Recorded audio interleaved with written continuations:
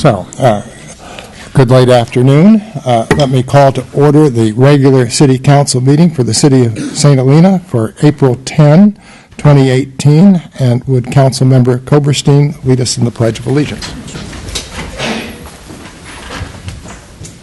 I pledge allegiance to the flag of the United States of America and to the republic for which it stands, one nation, under God, indivisible, with liberty and justice for all. Roll call. Mayor Galbraith? Here. Vice Mayor White? Here. Councilmember Doring? Here. Ellsworth? Here. Koberstein? Here. That takes us to item 4, public forum. This is an opportunity for members of the public to address us with respect to matters of municipal concern that are not underlined, not on our agenda this evening. Public forum comment is limited to 3 minutes. Does anybody wish to speak to us at public forum? Seeing none, we'll go to item number 5, reports by staff and City Council, future agenda items, and AB 1234 reports. And let me simply start by saying that we met in closed session prior to this meeting, and if I understand the Brown Act properly, there was no reportable action. Correct. Good. And let me then turn to the city manager. Any reports? Just a couple of updates. The SHAPE committee this week has canceled their meeting for tomorrow night. They'll be back the following Wednesday.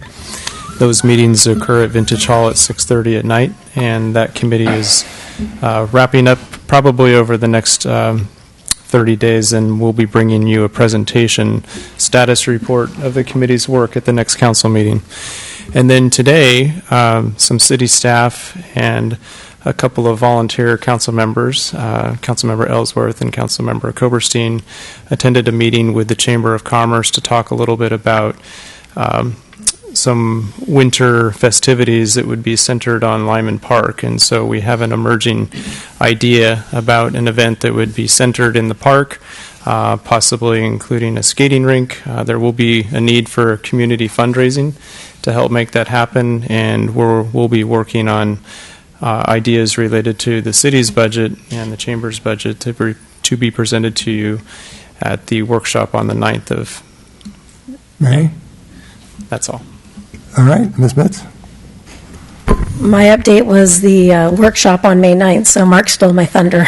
All right, Ms. Jofopoulos, city clerk, city attorney, Ms. Brown. Excuse me, Mr. Hausch. Thank you, Mayor Galbraith, members of the council. I do have a few items worth noting tonight. First, the hunter scoping period for the EIR closes this week. The notice identified that the comment period closed on April 9th. However, folks who were at the scoping meeting will recall that staff agreed to extend that to April 12th. So please, if you have comments on the scope of the EIR, please do get those into me. Email, letter, either one is fine. But that comment period will close. All the comments will be provided to the consultant, and the drafting of the EIR, the formal initiation of that, will begin. Similarly, the general plan EIR scoping period is open right now. The scoping period is from April 2nd through May 1st, and so we're looking for comments on the scope of the general plan EIR. And there is a scoping meeting scheduled for April 17th at the Planning Commission, so 1 week from today, to take public comments so folks can come and verbally express their comments on the scope of the EIR. We will also have comment cards there that people can take with them and provide at a later time. Or folks can send in emails or write letters also to provide comments on the scope of the EIR. And lastly, I would like to just highlight that the accessory dwelling unit or granny unit survey that the department is undertaking was sent out. We've currently had over 200 responses. However, I'd just like to highlight that it's posted on the city website, and please encourage everyone to take it. So it's not just for people who currently have ADUs, but anyone who is interested in the topic should take a look, and it's right on the city's homepage. Thank you. All right. Ms. Smithies? I just want to report that as of yesterday, our Bell Canyon Reservoir is at 94.6%. Excellent. Very good. And we haven't come to April 15th yet. All right. That's great. Ms. Koberstein? I just want to remind everybody that this Saturday is the bulky item collection on the east side of town, where Upper Valley Disposal will be picking up items if you have them out by the curb. You're supposed to be out there by 7:30 in the morning. It'll take a lot of things, even some appliances, but you have to have contacted them ahead of time because there's a little bit of extra charge for certain appliances. On the 21st, they will do the west side of town. And then there's a couple other things going on. There's an e-waste thing that happens on the 21st this month, and also hazardous waste collection over at UVDS on the 28th. So time to clean up. All right. Mr. Ellsworth? Nothing to report. Mr. Doring? Mr. White? Last Wednesday, I began chairing the Independent Tax Oversight Committee, which is the oversight committee for Measure T, and we were actually the committee adopted our 5-year road maintenance and rehabilitation plan. It was adopted, so Excellent. yes. All right, I have just a couple of things. First, I've been a little pressed by a letter from the Community Action of Napa Valley. They've sent me e-cigarette ordinances from American Canyon and the County of Napa, and they've urged that the City of St. Helena adopt an e-cigarette ordinance. And while I hate to add further to the staff's workload, it does seem to me prudent, if we can do it, to move ahead with an e-cigarette ordinance. Let me address that to the city manager. I have prior experience working on similar ordinances, which would typically expand smoking bans to other forms of electronic smoking devices, such as e-cigarettes and other types of devices. These are pretty straightforward ordinances, and generally I think in this case, we have some capacity probably in our recreation department to work directly with the city attorney's office if there was interest in this. Okay. Well, there's certainly interest on my part. Yes, there's interest on my part. Thank you. As well, yes. All right, so I think there's general council interest, so thanks very much with respect to that. My only other further comment is that today I had the privilege of attending the celebration at the county offices of the 50th anniversary of the Agricultural Preserve.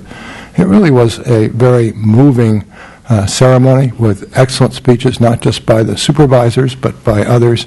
And I would urge everyone to take the time to read the write-up in the Napa Register tomorrow. I'm sure it will be quite comprehensive, but obviously this is hugely important to us. And I think a takeaway for me, which came through a number of the talks, was the importance of educating younger generations in the agricultural preserve, its history, and what it's accomplished. That came across through a number of the talks. In any event, it was a great privilege to have been there. That takes us to presentations and public recognitions. We have 3 proclamations. I'm going to drink some water and then go to the podium.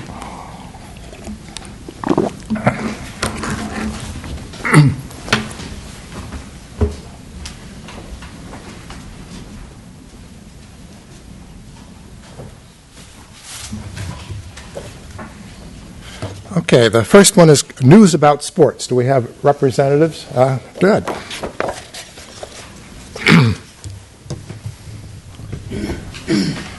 Please come up.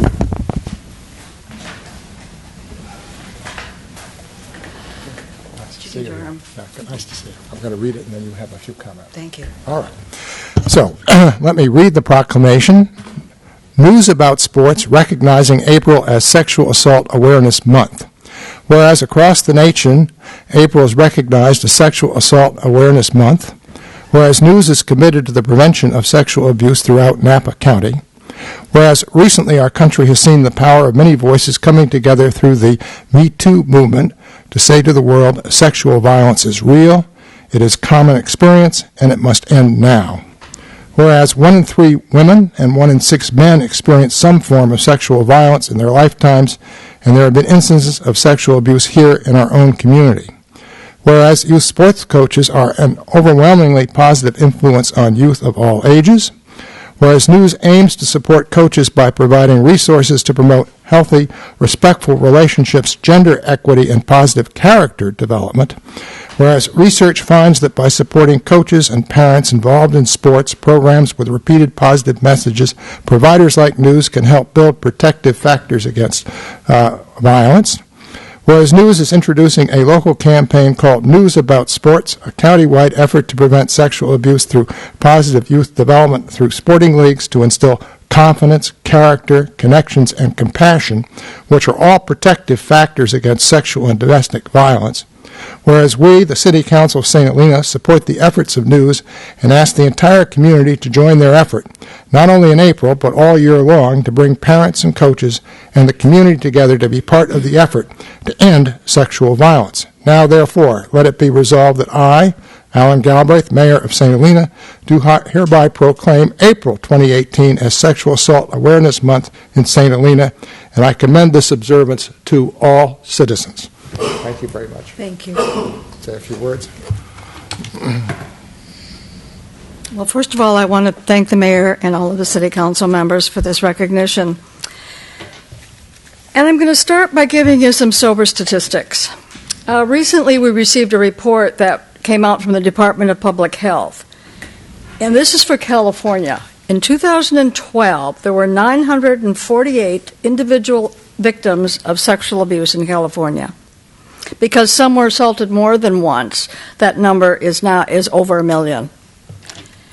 Preventing one rape could save $163,000, and one sexual assault on a child could save $227,000. So for the total in the tangible and non-tangible costs to California for 1 year, 2012, the figure is $140 billion, with a B, dollars that we pay out. And these statistics, I think, are staggering and very, very sobering. And yet, while this is happening, the state is investing very little in prevention. In fact, the prevention, what we're investing in prevention is going down. And that's why we would like to do something about this in the prevention category. We're going to be asking the state budget for more money for prevention. But in the meantime, we've started a campaign that we're really excited about, and it's called News About Sports. And it's going to focus on positive messages, emphasizing the effects of sports in the lives of youth, because we really feel that we've got to get down to the younger kids in talking about giving them positive messages. Doing it in high school is good, but we need to start in the grade school and maybe even lower. We recognize that one of the key factors in prevention is positive youth development, and we see youth sports as a pipeline for promoting confidence, character, connections, and compassion.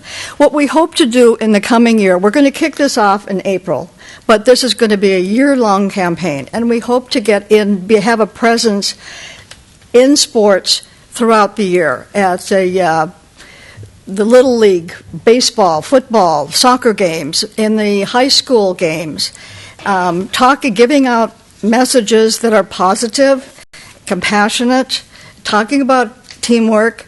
And we've created these water bottles that we will be giving out. News About Sports. And each one of them will have positive messages that we will give to the kids and parents, because getting to the parents is also important too. And we're going to be distributing these bottles throughout April and, as I said, throughout the year. And we really, really appreciate your support, because we know that you are the voice of the community, and the community looks up to you. And if we have your support, we know that you'll help us get the message out to the rest of the people that live in your area. Thank you very much. Thank you.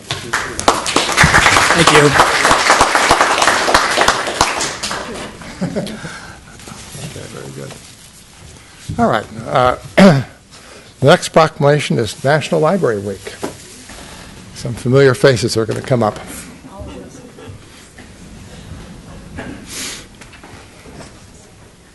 Terrific. You can come down. Yeah, you can come up. No one bites. I learned that slowly. So, National Library Week 2018 proclamation. Whereas libraries are not just about what they have for people, but what they do for and with people. Whereas libraries have long served as trusted and treasured institutions, and library workers and librarians fuel efforts to better their communities. Whereas librarians are leaders in their institutions and organizations, in their communities, in the nation, and in the world. Whereas librarians continue to lead the way in leveling the playing field for all who seek information and access to technologies. Whereas libraries and librarians look beyond their traditional roles and provide transformative opportunities for education, employment, entrepreneurship, empowerment, and engagement, as well as news services that connect closely with patrons' needs. Whereas libraries are pioneers supporting democracy and affecting social change, with a commitment to providing equitable access to information for all library users regardless of race, ethnicity, creed, ability, sexual orientation, gender identity, or socioeconomic status. Whereas libraries lead in working with diverse communities, including people of color, immigrants, and people with disabilities, offering services and educational resources that transform communities, open minds, and provide inclusion and diversity. Whereas libraries, librarians, library workers, and supporters across America are celebrating National Library Week. Now, therefore, be it resolved that I, Alan Galbraith, Mayor of St. Helena, proclaim April 8 to 14, 28 National Library Week. I encourage all residents to visit the library this week and explore what's new at our library and engage with our librarian.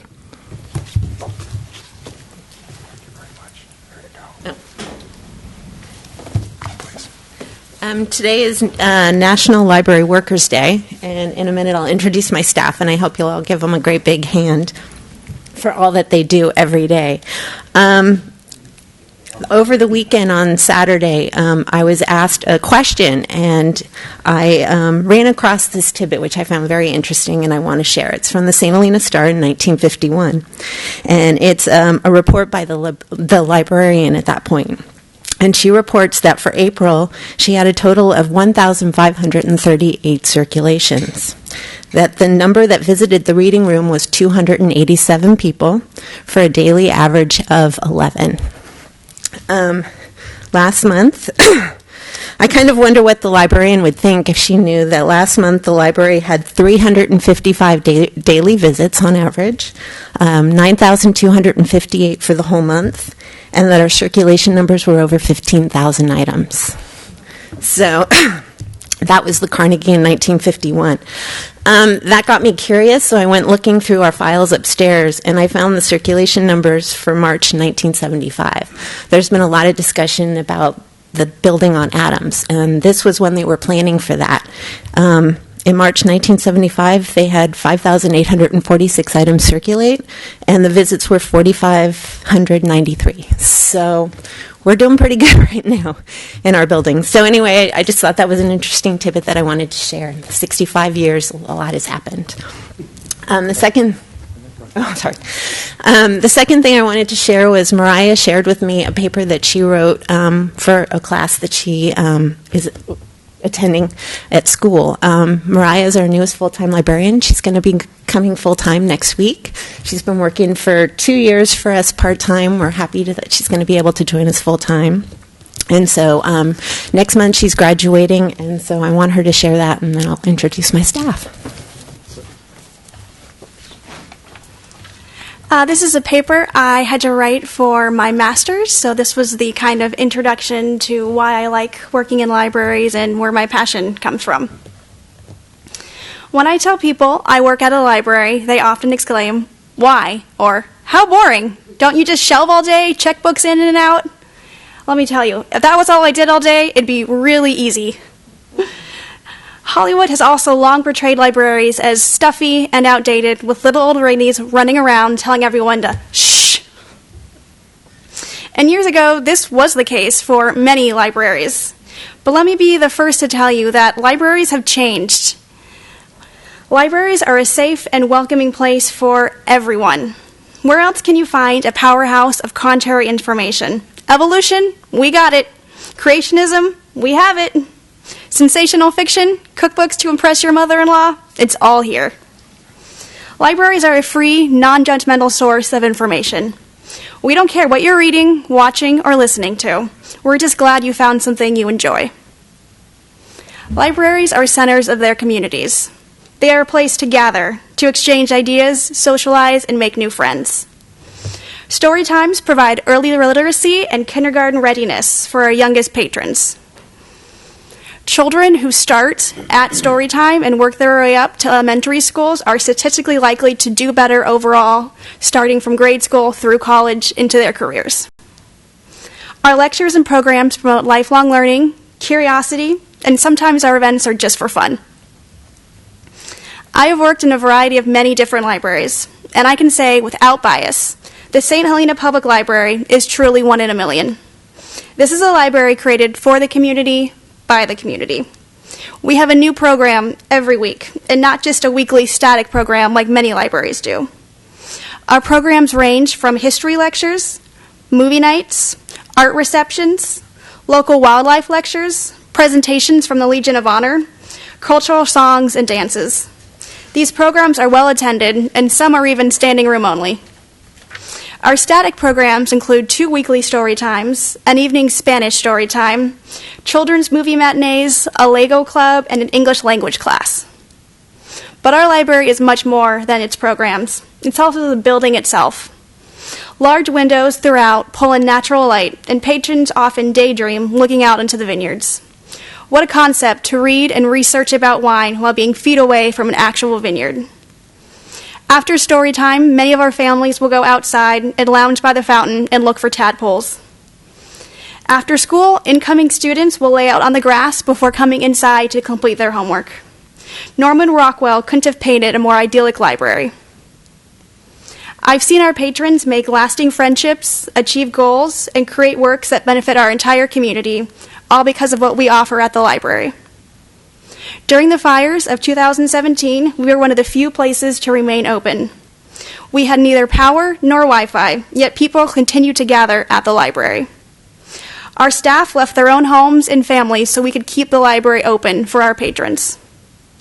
We are a safe place in a time of crisis. George and Elsie Wood had a vision of a library that would serve each and every member of our library community here in St. Helena, and I think they'd be very proud to see how far we've come and what we have achieved. Thank you.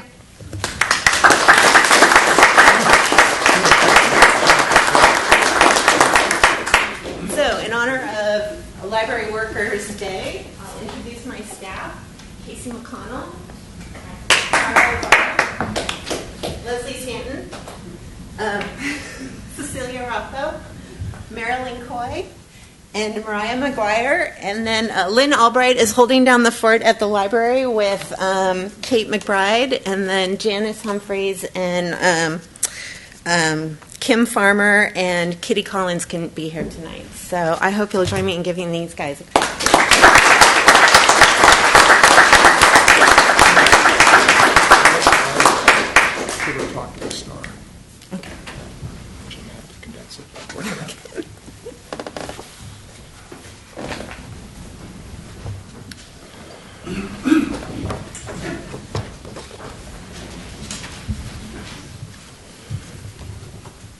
So we have our third proclamation, National Volunteer Week. Would those involved please come forward?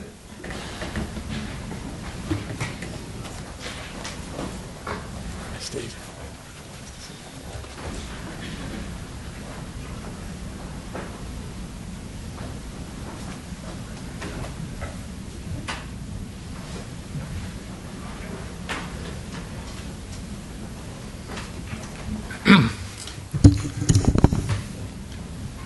And this, by proclamation standards, is fairly succinct.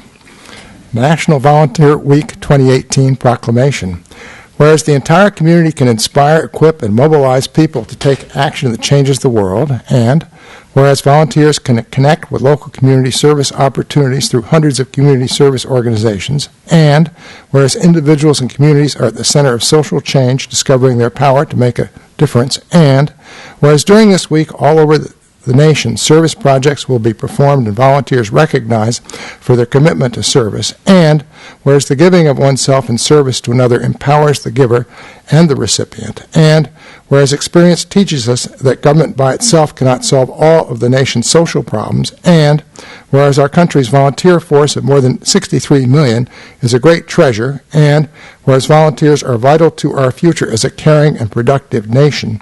Now, therefore, I, Alan Galbraith, Mayor of St. Helena, do proclaim April 15th through 21, 2018, National Volunteer Week.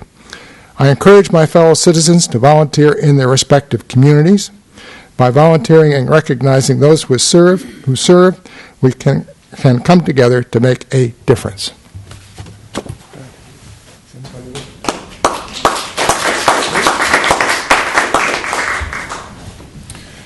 Good evening, Mayor and City Council members. I'm Officer Steve Peterson, and I'm a paid volunteer. To my left are three of our 6 volunteers, George Watson, Rick Broyles, and Ken Dowswell. And since July of 2017, our St. Helena Police Department VIPs, or Volunteers in Police Services, have volunteered over 485 hours, so it's about 60 hours a month. And some of the things they've done during that time, Ken and Rick, they were in the paper for passing out cold water bottles on Labor Day weekend last summer when it was extremely hot. Many of them did house checks for those residents that left during the Valley Fire. Harvest Festival Bike Rodeo, the shooting down in the Starbucks in Napa because of the gravity of that incident and investigation. We sent some of our volunteers down there to help with traffic control around some of the investigative areas. They also participated in the St. Helena Fire Department open house, delivered teddy bears to the children's ward at the St. Helena Hospital on Christmas Day, assisted some of us as training officers. They got to play the roles of suspects for some of our new training officers. They did pretty good. Provided traffic control for the Fun Run race, and they've been assisting as far as our new Muni code for large vehicles traveling through residential areas. So they've done a phenomenal job, and again, a lot of these volunteers have full-time jobs as well as family lives. So, in my opinion, 60 hours a month is pretty remarkable, especially for a small little community. So, thank you very much.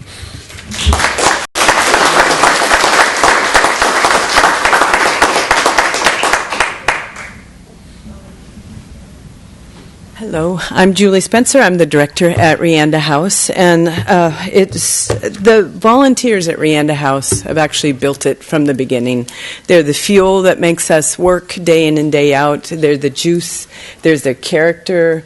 There's this a friendly smile when you walk into Rianda House. We do events. They help us out.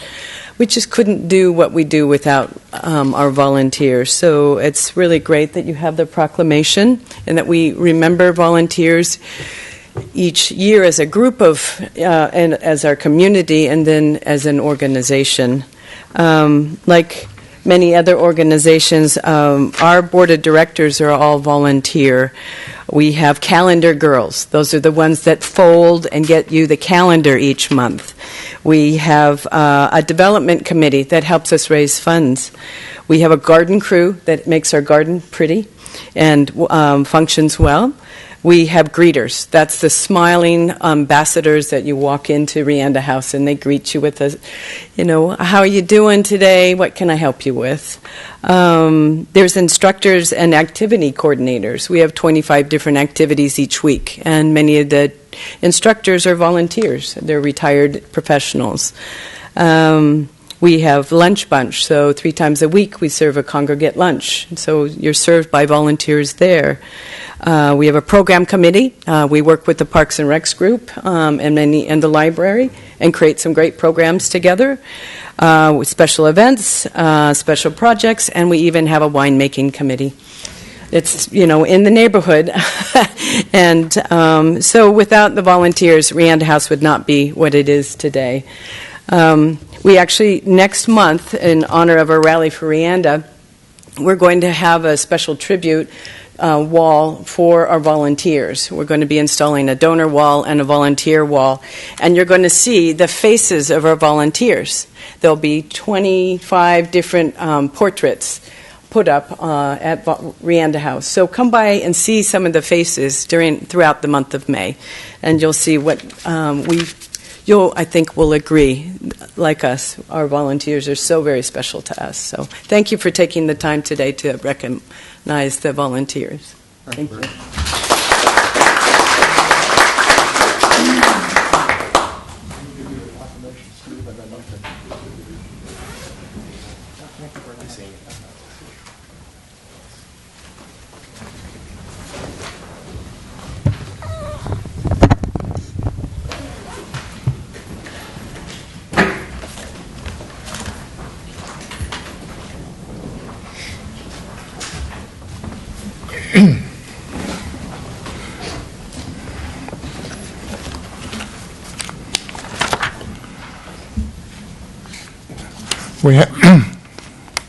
We have no staff briefing, so the next item is consent items.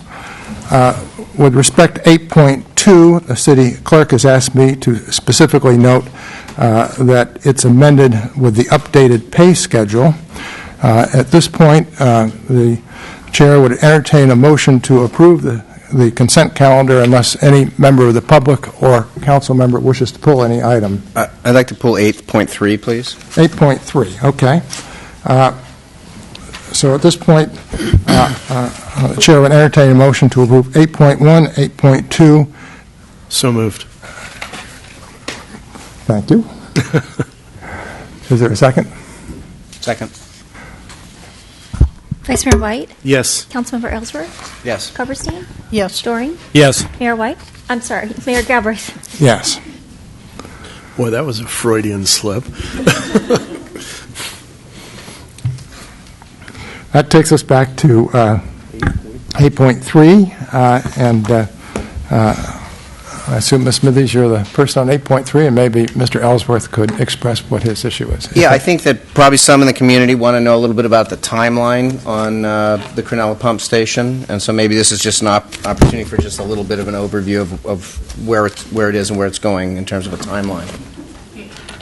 So this is the design contract, but it also includes some of the construction support. But our consultant believes once they start to hit the ground running, they can probably get this project wrapped up in 7 months, pending any other underlining issues that they discover with the wet well, which is the well that the wastewater drains to.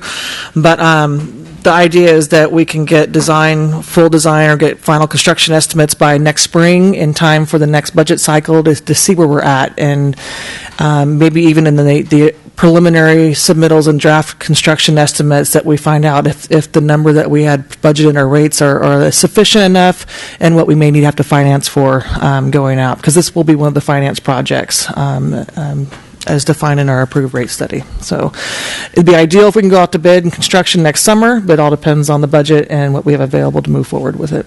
So there's no way to move that forward sooner to go out to bid? The design process is going to take at least 7 months. Okay. So it's in the next year. Okay. Do you remember what was included in the rate study? The original estimate was $500,000. Yeah, okay. And as you can see in the budget of this, it's over $164,000, and that's a worst case scenario without them getting in there and looking into the wet well, which is the well where the water comes in from the storm sewer mains and enters the pump changer and then force mains out to railroad. So it's moving forward in its design at this point?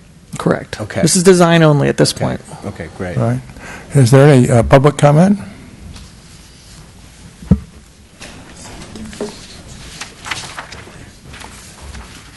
My name's Anthony McKelly. I live 1125 Cronulla, and I hope Public Works Director will correct me if anything I say is not correct, because some of it I heard of today. Anyway, I just want to give you a little history of that pump station, which I've done before. It was built originally for the Cronulla housing development. There's probably 65, 70 homes there, maybe. But when the rest home on Pratt was converted for the CIA, they quadrupled or even more than that capacity, and they didn't pay a dime towards any upgrade to the station. Then all the homes on Pratt got to be developed. There's about $7 million homes with guest houses. They didn't contribute a dime. And finally, Los Cabos, though, did contribute to not pump the sewage up Cronulla because they were having a problem there, and now it goes down the railroad track to Fulton Lane. However, now I'm told that the grease traps at Los Acabas are plugging up the system. I mean, that's from employees, and if it's incorrect, tell me. And there's 2 pumps in there, but one pump right now is not functional. So my question is, what happens if that other pump goes out, because it's going to be another year from now before the system is up burning, and all those houses on the lower end obviously are going to be inundated. And I'm just wondering, what is the project? Because if it's almost $200,000 just to decide what you want to do, I can't imagine if your $500,000 included that number, that $300,000 is going to take care of the open pit, the larger capacity, and what's going on. I'm just curious because I do live there. Thank you. Okay, thanks very much. Any other public comment? All right, maybe I'll call on the Public Works Director to address his comments. Part of the scope of work is to assess the existing facility, the surrounding part of the park that's also included. It's a public park that, within the area. So they're going to assess the existing housing and all the homes that are currently online and what might happen down in the line with the future. We know some homes on Main Street that aren't included in our sewer assessment district. So we need to plan ahead and make sure that what we're doing on this project handles all the effluent that's planned on going to Cronulla Pump Station. As far as the pump that is not working at this point, I found that out yesterday, and we're working on moving forward on whether the contractor or consultant that we're hiring this evening, if it moves forward, can assess that quickly so we have the right size pump moving forward, or we just go out and replace the pump. But right now, the other one is operational, and that's the point we're at. This happens. We have old motors out there, and they need to be maintained. So I'm not aware of the prior buy-ins to the Cronulla Pump Station, but I do know we've been out and inspected Los Alcabas, and their grease traps were clean. So we're not sure where the buildup occurred, but it could have happened anywhere in that sewer line. But the grease traps at Los Alcabas were clean when we inspected them about a month or 2 ago when the clog happened. So. All right. I assume it's a high priority to get the second pump operational in case the other one goes out. Correct. All right. And we're working on estimates right now. All right. Any further council comment? Yeah, I guess my thought was sort of like, if we're looking at the long-term plan, if there's an interim, if somebody inspects the station and finds some interim things they can do in terms of a second pump, or if we look at what can hold us through until we get the big plan in place, just so that we keep it maintained to a level that the people in the neighborhood, it doesn't become a real problem this summer, et cetera. So that was just my thought, is if we're looking at the long-term plan, but we're also looking at an interim plan in the meantime, if it'll be helpful. Well, it seems to me clear that we have to ensure that that pump station is operational at all times, and my understanding is that you need 2 pumps in case one goes out. So presumably the city will get to it as quickly as possible. Any other further comment? I was just curious as to whether there are any impact fees that will be used for this. Any fees, for example, from Los Alcobas or any other development that's going to contribute to this upgrade? I would need to double check if there was impact fees included in this project. It's been a while since I've looked at that within the budget, whether that was included, unless Director Mitz has that answer. I can make a note, and I will look to see if Cronulla Pump Station was included in that impact fee list, and if it is, then we can make adjustments to the budget. Okay, good. Thank you. Any other comment?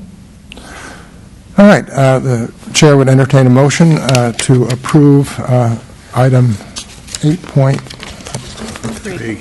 Thank you. Move to approve 8.3. Second. Roll call, please. Vice Mayor White? Yes. Councilmember Ellsworth? Yes. Coberstein? Yes. Doran? Yes. Mayor Galbraith? Yes. All right. That takes us to, we don't have any public hearings. Takes us to new business 10.1, which is the 2018 Pavement Management Program Report. And Ms. Smithies. I've got to wait for the PowerPoint to come on. I can go ahead and start, though. This is a 2-year process that comes up every year. It's part of it's a grant award program through the Metropolitan Transportation Committee, MTC. Every 2 years, we're supposed to update the our citywide system, our street system. They fund, is it 80-20%, I believe? So we funded $3,000. They funded the remaining $15,000 for the project.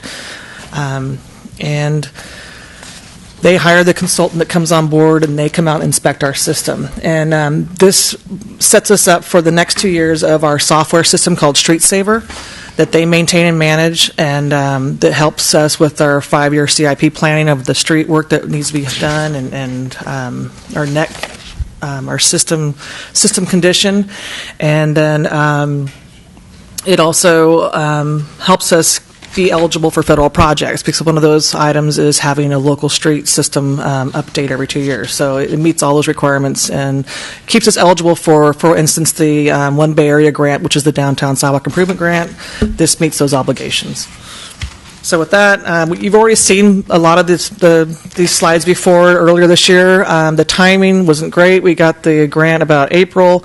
We started the scope of work kickoff meeting in August, and then they were going to be here in October. So they got delayed with the fires. And then we got the inspections completed right at the end of the month, and then they start doing their analysis and scenarios and provide the reports, which are a little behind, and I got an update, which we'll show you in the slideshow. So just to go over again, we have 26 centerline miles of streets, 1 arterial mile with the average PCI with 85, which is a pavement condition index of 85, which is great.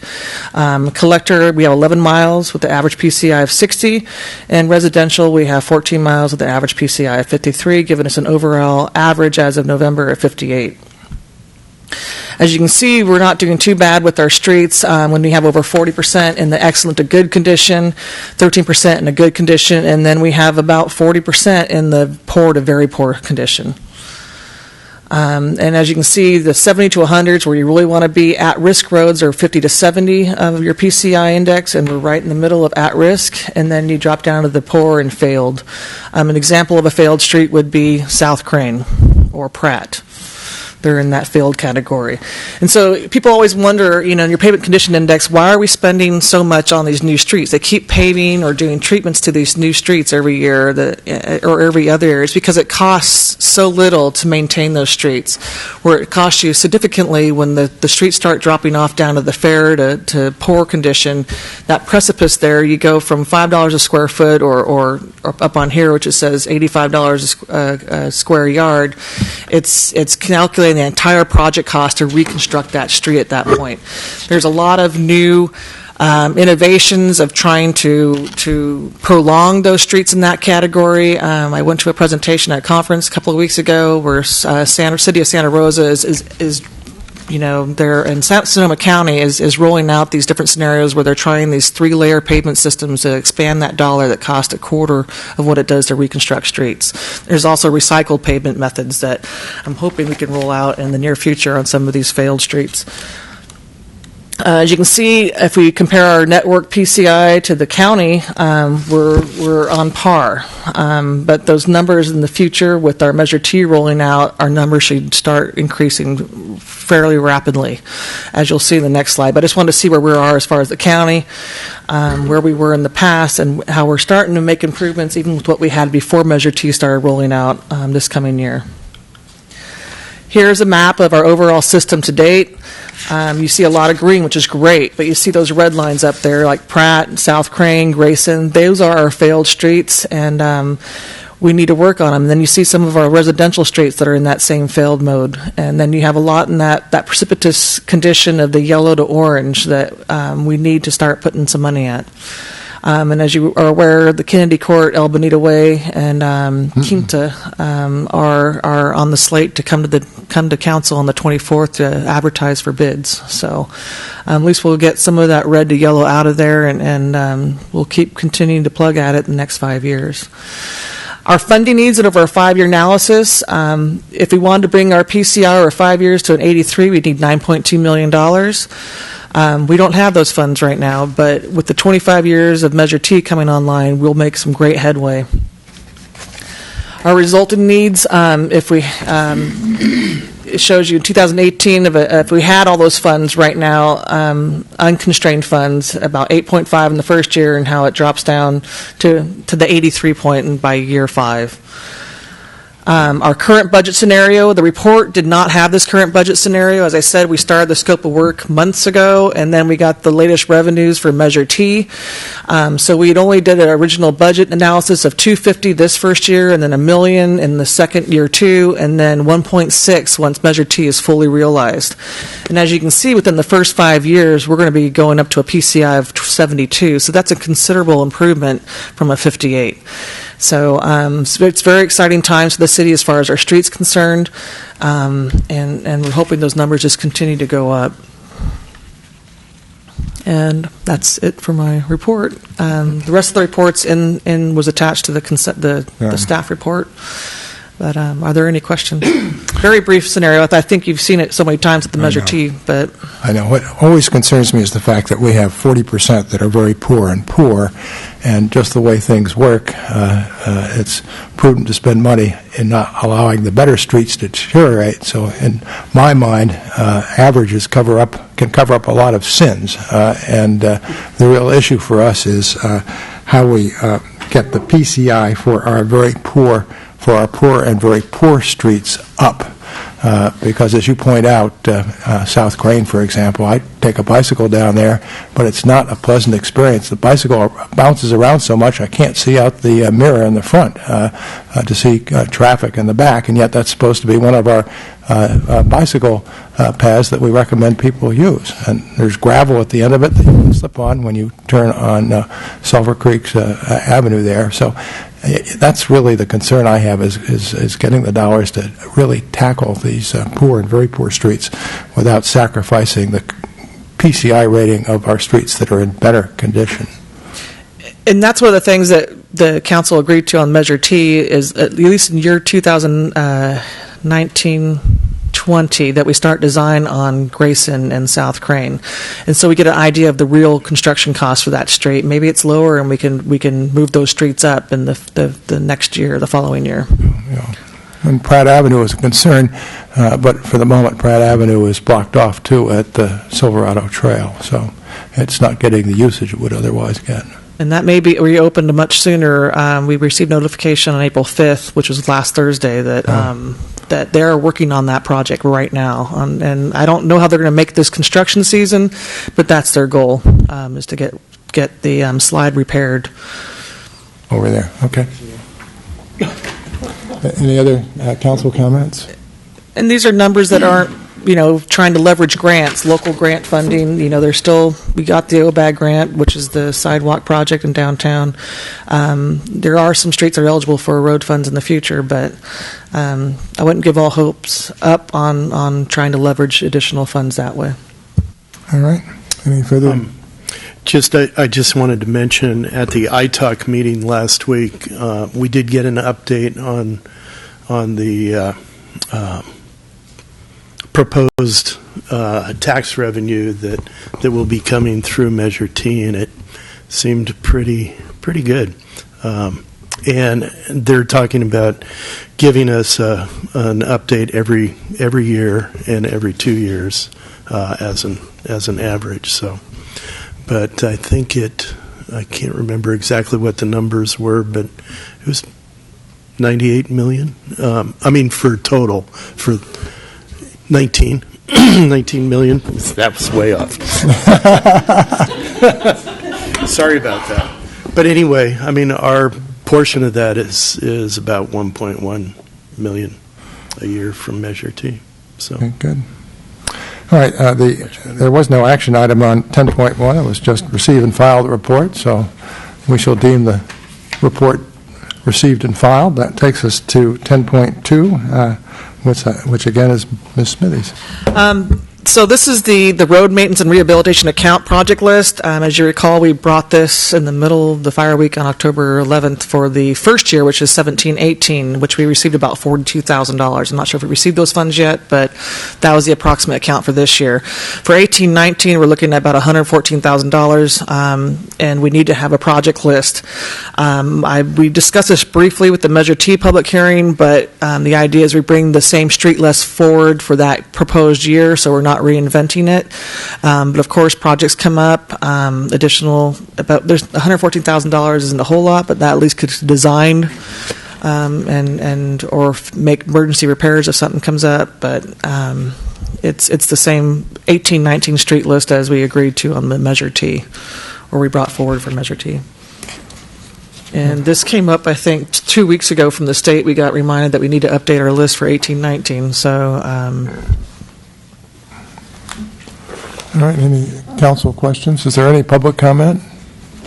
No? All right, at this point, the Chair would accept a motion to approve the staff recommendation. So moved. Second. Roll call, please. Councilmember Ellsworth, Yes? Vice Mayor White, Yes. Councilmember Doring, Yes. Cooperstein, Yes. Mayor Galbraith. Yes. That takes us to 10.3, which is the Upper York Creek Dam removal project update. Ms. Smithies, you're the star of the meeting here. Good evening. So we provide a memo that our consultant provided. They were brought on board in 2016, and I have a little bit of a timeline PowerPoint that pulls together snippets from where we were about 3 years ago and where we are to date and what we're doing moving forward. And there were handouts for the schedule provided on the dais and to the public, because the PowerPoint image is not very large, but it'll help guide you towards the construction that we're moving forward on. So the progress to date, in April 2015, Council reviewed and certified the final EIR document for the Upper York Creek Dam removal. We started soliciting RFP for new design consultants in December of 2015, and awarded a construction or a consulting contract with Michael Baker International in April. In April 2017, City Council reaffirmed a commitment to the project completion, as there was members that were concerned that the project was not moving forward. In May 2017, permit applications were submitted to the Army Corps of Engineers, California Fish and Wildlife, and Regional Water Quality Control Board. About the same time frame, the project kind of suffered a little bit of a setback when it came to another dam removal project, San Clemente Dam, where they designed a project by the book, by the regulations, spent about $6.5 million on it, and then the first year of storms, it washed out. Mother Nature took its course. So with that in mind, that happened about March of 2017, the regulatory agencies were all concerned about taking a different approach with this project and really taking a step back and saying, how do you think that Mother Nature is going to take its course? So with that in mind, we still submitted permit applications to keep the dialogue open with the agencies and have that clock started with the application process, but and keep the forward movement. But it's been a very complicated process in the last year as far as bringing everyone together and agreeing to the project moving forward. And that is, we had to do additional sediment transport theoretical modeling on how is the sediment going to move once that dam's removed. Is it going to blow out anything downstream? What's going to happen in the long term is continued sediment, because we know with the dam up, a lot of sediment's been building up on the dam on the backside. So what happens with that movement once we correct it to what it should have been before the 1930s. So with that, we did additional completed delineations downstream, all the way down to, the consultant did additional studies all the way down to Behringer's property, out towards the river.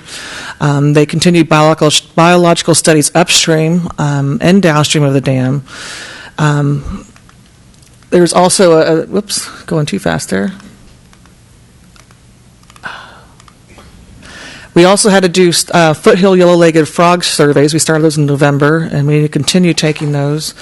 We drafted prepared a CEQA addendum that was completed in the last month to address the downstream habitat of the York Creek Dam removal. We're re-preparing nationwide permits at the Army Corps, utilizing with the downstream. So what we're doing is we're doing a phased approach now with this project. There's about 38 downstream sediment traps that need to be placed to help capture sediment as once the dam's removed. So that has to take place first before the dam's removed. And They had to do additional habitat sampling down below, the yellow-legged frog. We also had the spotted owl habitat that they had to study for that. There's been none noticed or found during those studies, but we just have to continue as if they may show up. With the ramping up this project and the granting agencies, we're having monthly in-person coordination meetings. We're actually been up to 2 a month, which is a lot of time. You're talking about 8 to 10 people coming to a meeting every month. They've been coming to St. Helena quite regularly. I've been once to Oakland in the last 2 months, but they've been coming here or California Fish and Wildlife. It's a very complicated process, and we do have 90% construction plans in hand for the dam removal and the first for the downstream sediment traps. The idea now is to phase this project, and in year 2018, we install the sediment traps. The funding agencies are on board with this. They have agreed verbally to extend the grants. I got 2020 for the Prop 84 grant, which is the IRWIP grant, and then the EPA is through December of 2019. So depending on the phase 2, which is the actual dam notch, and next year's construction window, we may not need to extend that grant, but they're open and agreeable to extending it. They realize the commitment the city's made. They've seen the progress. I've also told them the commitment the council made last year at the budget. So they know that we're serious and this project is moving forward. We have a good project team on it with Michael Baker, and there's just steady progress. There are some easements we need to get downstream of the dam. One involves the county and one involves Spring Mountain Vineyards. We've been initially discussed it with them in person, but I will be bringing back to council, hopefully within the next couple of weeks, a contract amendment with Michael Baker to approve the extra scope of work to develop the plats and easements we need to go forward with those and do the right-of-way requirement, or which you usually need a right-of-way services to help with those easements. But that brings us to the schedule, which you have in front of you. There's no action on this item, but I wanted to give you an update. There was discussion and concern about the current estimate of $6.5 million, which was budgeted. I think it's preliminary now to reduce that budget because there is an adaptive restoration plan once that dam is completed and removed, that we're going to be watching it and seeing how Mother Nature does take its course, because there will be a 10-year reporting period required. We'll continue to monitor by qualified biologists and report to the water boards. Adaptive management, whether we need to plant additional plants or trees for restoration or replacement of anything that was washed down. They're talking about a 10-year period, maybe an escrow. Originally, they were talking about an escrow of $250 a year. So I think it's too preliminary to say we need to reduce that overall budget. But we do know it's not going to all happen this year. So if we need to change things in the budget, there is possibility. But the overall project cost, I would not touch at this time. Okay. Talk a little bit about a sediment trap. I mean, it sounds like it catches sediment, but does the sediment need to be removed from the trap? What happens to the sediment that's trapped? It's so when the Napa County Flood Control District and Water Conservation came in and did some of those videos, it's where the trees that are stepped down in the tree. Yes. So they capture some of the big items, and then it silts out as the big water flows come in. So the idea is that you also have fish habitat or frog, yellow-legged frog habitat or red-legged frog habitat, but you also have these stepping areas downstream that capture the sediment and hold it and let it go when the big rainwater comes down. All right, so there's no thought that you're going to have to excavate sediment from the trap? Hopefully not in the perfect theoretically, that you'd be fine, but that's why there's a 10-year monitoring period to see how it's working, or if less are needed or more are needed. But do we not need to return some of the larger rock sediment back to the stream to make it more environmentally sound? I thought that was part of the need there, that a lot of that rock was trapped and not running down, and it needs to be put where it would naturally have been over the last 30 years. Maybe I'm mistaken. No, there's a mix of that. I'm not an expert in that item, but there is that movement. They want because it's a sediment starved as far as the good sediment, and that's the large aggregate. Mm-hmm. Which is good fish habitat. Correct. And the fisheries are very excited about this project because there is steelhead above York Creek Dam, and then we have it below, and they're thinking that those families will meet again with the It's these are really. I mean, I've been part of some difficult restoration projects, but this is a big project for all the agencies, and none of us want a failure on this one. Right, okay, terrific. Any other initial I just wanted, can you talk a little bit about the easements that we'll need to obtain and how that is different from the prior project description, and whether we will have to undergo any eminent domain to obtain necessary rights? Hopefully there's no eminent domain. The original project was we're going to stay in our stretch of the dam, but with the theoretical modeling, the sediment transport modeling they did in this past like took about 5 or 6 months from June of last year till November, and the area is it goes in and out of county and Spring Mountain Vineyards right away, and the access points would be hopefully from Spring Mountain itself. So there might be 1 or 2 access points that we may need to negotiate with them to come in and install some of these trees. But hopefully, long term, we can access for maintenance from the roadway. And I would hope, from the best standpoint, would be that there'd be temporary construction easements, and that permanent access would be from the Spring Mountain Road. But we'll have to wait for the easements and what they're. I haven't seen the scope of work as far as how many access points they're going to need to actually install the items from Spring Mountain side. Okay. Let me open up the public hearing. Anybody wish to comment? All right, I'll close the public hearing. Any further questions from council? Mr. Ellsworth? No. All right. Let's see. With respect to 10.3, no action was required at this time, so thank you very much for the update. It's a hugely important project for us. That takes us to 10.4, which is the bi-monthly update on City Council goals and strategic objectives. And our city manager gets to speak for the first time this evening. Thank you, Mayor. Tonight before you is a bi-monthly update where we bring you the goals and objectives that you've identified for us to work on. And as we walk through this, I want to just point out a couple, highlight a few items, and then pause and answer any questions that you have. In terms of the first goal, improve and maintain safe and reliable city infrastructure with a commitment to environmental stewardship and public health. Just a couple of notes. This is also found on beginning on page 298, I believe, of the packet. Number 9, we covered tonight the Cornella Pump Station. And then number 11, in terms of completing the RFP and initiating a water and sewer master plan. We released an RFP on the 16th of March. We held a meeting about a week ago with prospective bidders, and we'll be bringing you a recommended contract relatively soon.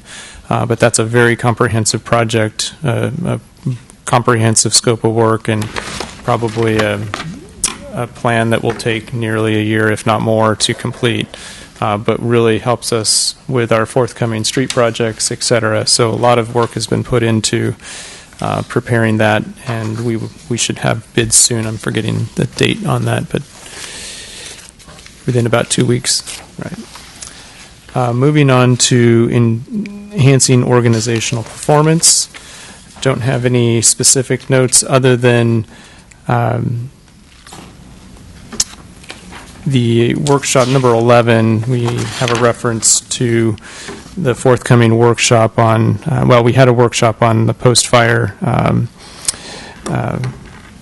revisiting the fire and identifying opportunities for improvement.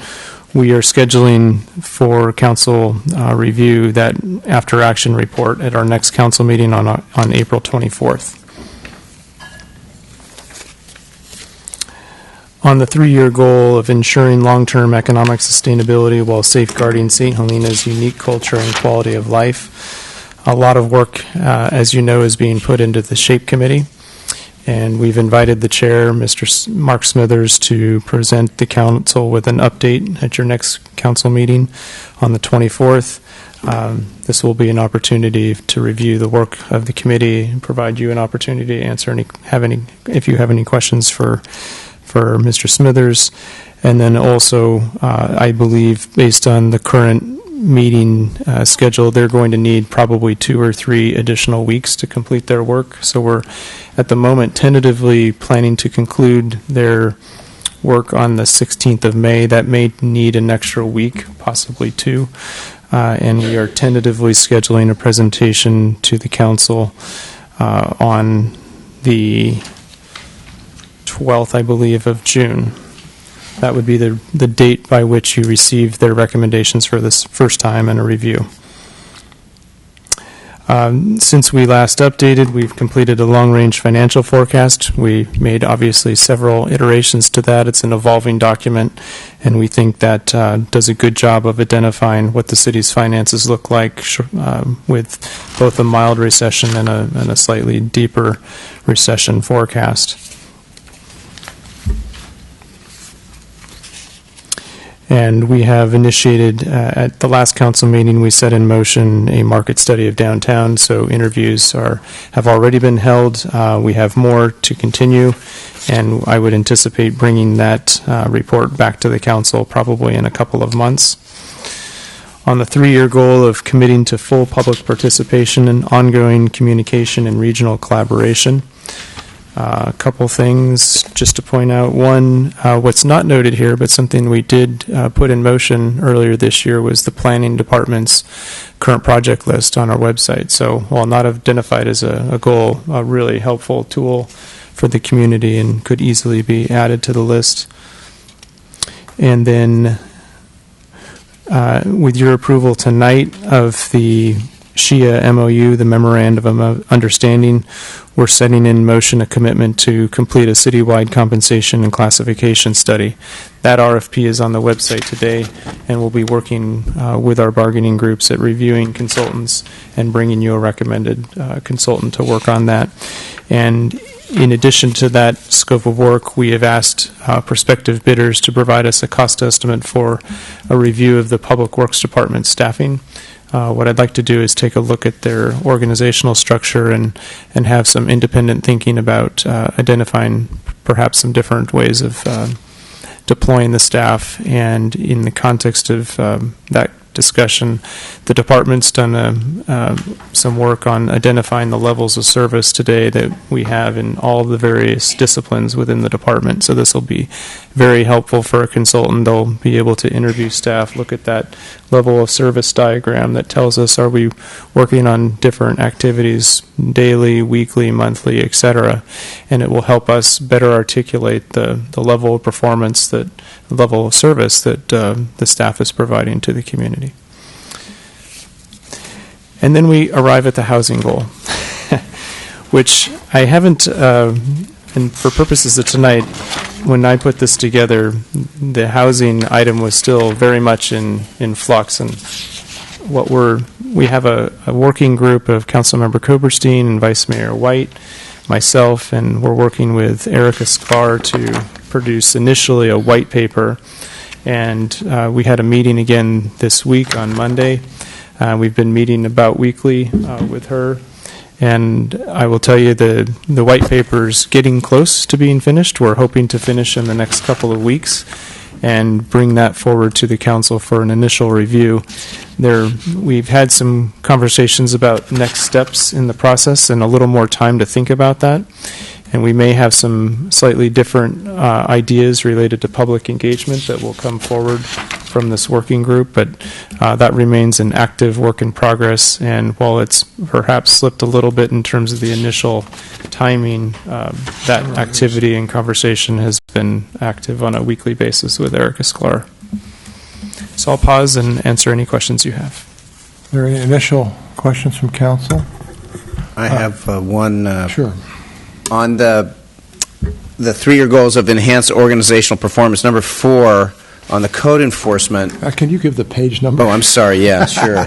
Page 292 of 299. Thank you very much.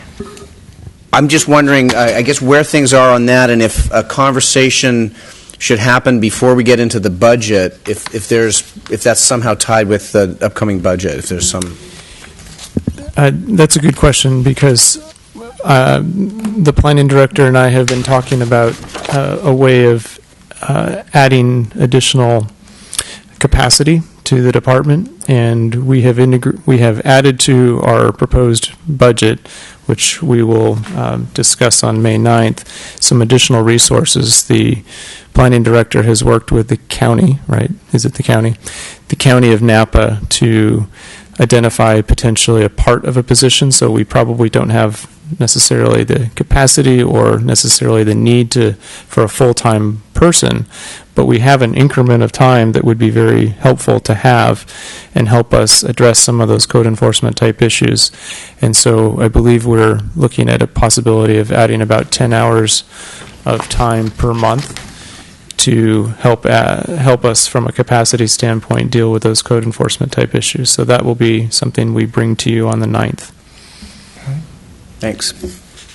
Let me open it up for public comment. Any public comment? Let me close the public comment. I have, just to go back to one issue that I think I raised before. This is on page 297. It deals with the Elm Tunnel, where it's marked as done, and where my recollection remains that we were going to hire an arborist to update the planning document for the Elm Tunnel to get a real assessment in terms of its viability and future.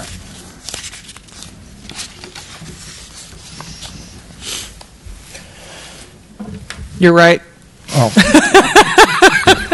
But I think it was the initial discussion and meeting with the Beautification Foundation, and we haven't lost that one. We're still working on it. It's just it's in the mix. No more X in the done.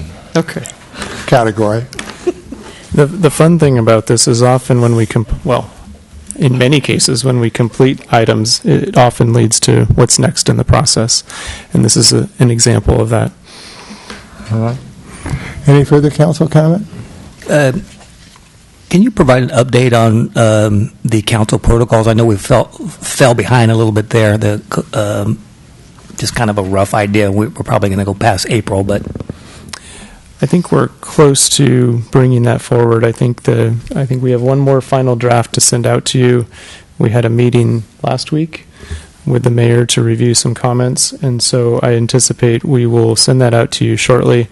And as you know, recently we also had a request to work on legal management policies, and I think we're very close to bringing that back for a recommendation from a working group, and we will see that on a forthcoming agenda in the next meeting or two. Okay, good. Thank you. Any further comments? Just want to say thank you for continuing to keep this all organized. I think it's really helping us move forward on all fronts at once. It's great. All right. And with that, I'll adjourn the meeting. Thank you very much, everybody, especially those in the audience that sat through a fairly short meeting.